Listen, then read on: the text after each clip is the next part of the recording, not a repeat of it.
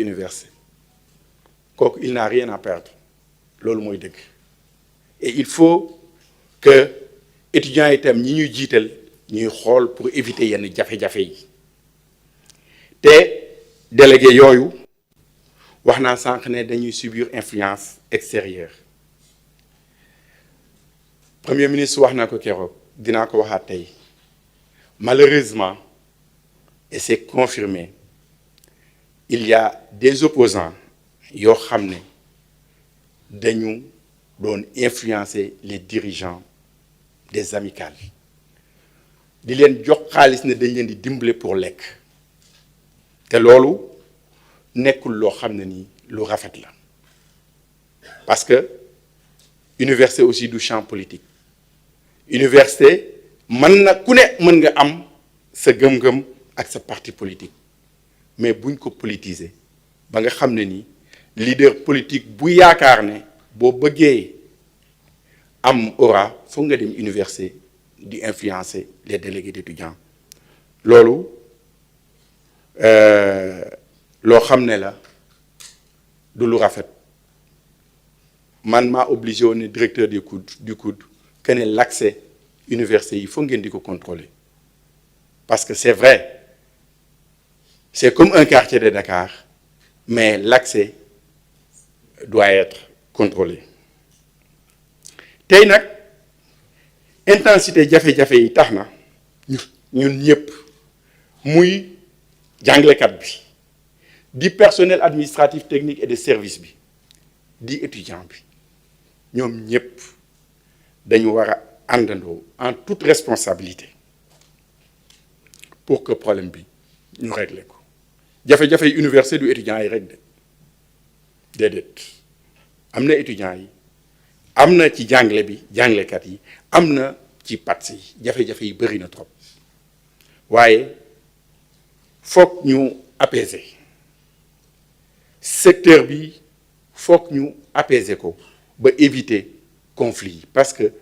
déjà dañoo am retard te conflit yi daf koy gën a yokk te ministère de l'enseignement supérieur de la recherche et de l'innovation depuis le mois d'octobre dañoo initier ay série de concertation yoo xam ne rencontré nañ ci acteurs yëpp mais rencontré nañ surtout étudiants yi bu ma déggee ñu naan ma del waxtaan ak étudiants yi dama naan peut-être que xamuñu parce que collectif des amicales de l'UCAD étudiants yi rencontré naa leen 4 fois échanger ak ñoom ci point yëpp donc maa ngi waxtaan ak étudiants yi te damay continuer di waxtaan ak ñoom loolu lu mënul ñàkk la bu ñu tasee nag xëy na ñoom am na lu ñuy défendre man ma am lu may défendre mooy li may yaakaar ne mooy intérêt Sénégal te ñoom ñu bokk ci mooy seen intérêt mooy intérêt Sénégal parce que dama koy wax souvent boo waxee dépense ñu ne la da ngeen di bëri loo leen di joxe ay indicateurs ci ay chiffres mais loolu yëpp dama ciy profiter pour wax ne ñun gëm nañ ne li ngay def ci étudiant du dépense investissement la c'est tout à fait normal waaye nag foog ñu réglementer ko te aussi rencontré naa leen mais premier ministre ak président de l'Assemblée nationale rencontré nañ étudiants yi ci grève bi nga xam ne nii mooy grève bi passé et ministère bi nga xam ne maa ko jiite itam mooy ministère bi njëkk te le président du Haut Conseil du dialogue social mën na ko témoigner mooy ministère bi njëkk a instauré son comité sectoriel du dialogue social te bañ koy instauré atelier la ñu organisé woon du 26 au 28 décembre à Saly te étudiants yi ñu nga fa woon récemment woo nañ leen à l'hôtel Ndiambour pour ñu discuter ci révision décret 2014 bi nga xam ne mooy lépp luy bourse ak allocation d'études foofu lañ ko tënk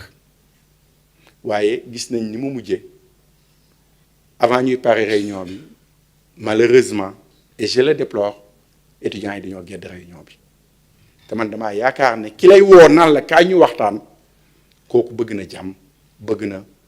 ñu jubal système bi te nag réforme yi dañ coo toll foo xam ne lu mënul ñàkk la bu ñu naxante réformer système enseignement supérieur mënul ñàkk li état bi di def bëri na te résultat bi néew na jàpp leen benn ay indicateurs étudiants yi dugg première année à l'UCAD 23% mooy ñeent yoo jël presque benn bi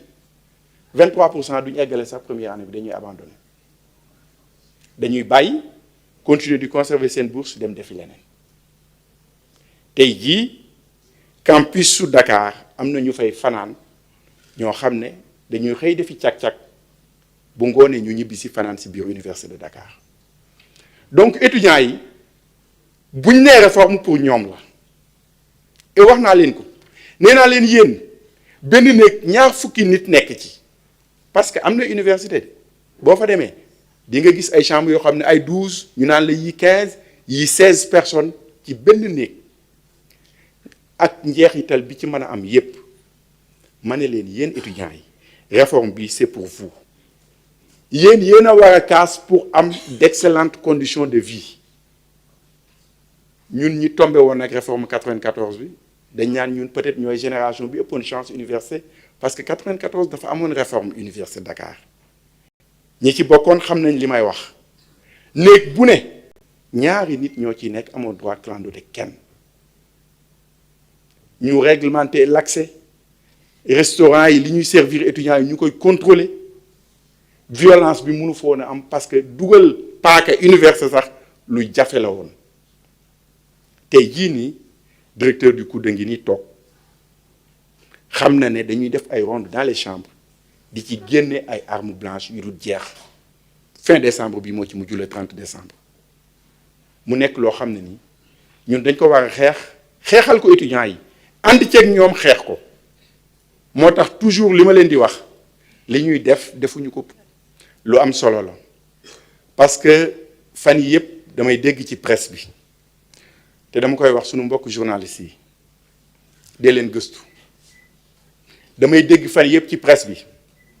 ñu ne état bi dafay violer les franchises universitaires moi je suis un universitaire et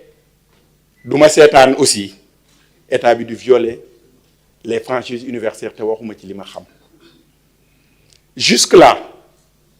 depuis 2 ans l'État n'a jamais violé les franchises universitaires parce que décret bi nga xam ne moo tënk les franchises universitaires mooy la loi 94/79 dafa wax lu leer espace universitaire la wax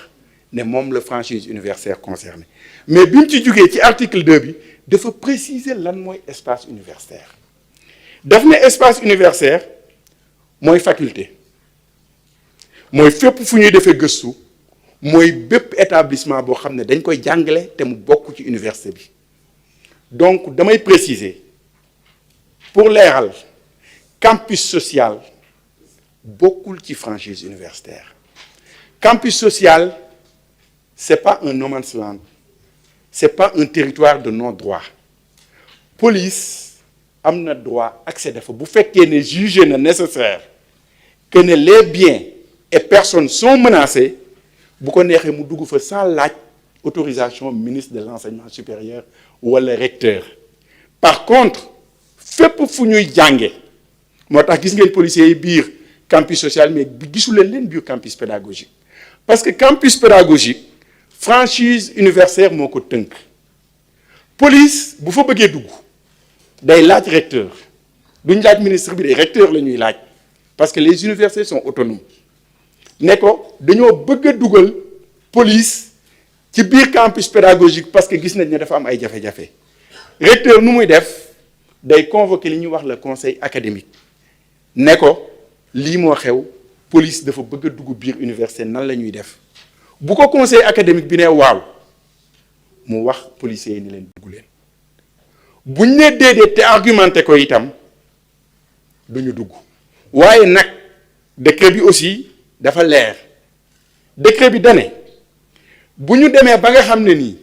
ñi nekk di liggéey université seen vie est menacée wala bien yi ça veut dire que faculté yi dañ koy menacer police mën na bañ a sax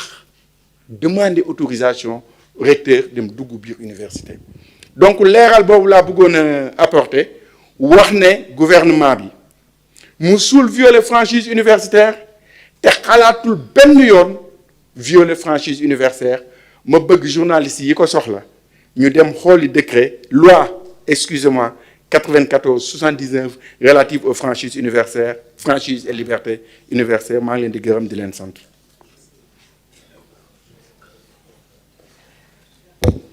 jërëjëf monsieur le ministre Daouda Ngom donc dañuy jox kàddu gi kon ministre bi ci topp mooy le ministre de l'intérieur maître Bamba Cissé.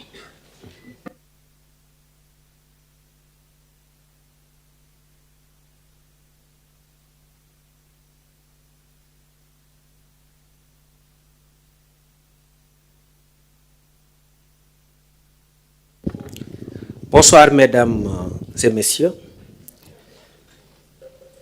Avant tout, je souhaite exprimer ma pleine compassion envers toutes les personnes affectées, étudiants, personnels universitaires, familles et l'ensemble de la communauté académique à la suite des événements tragiques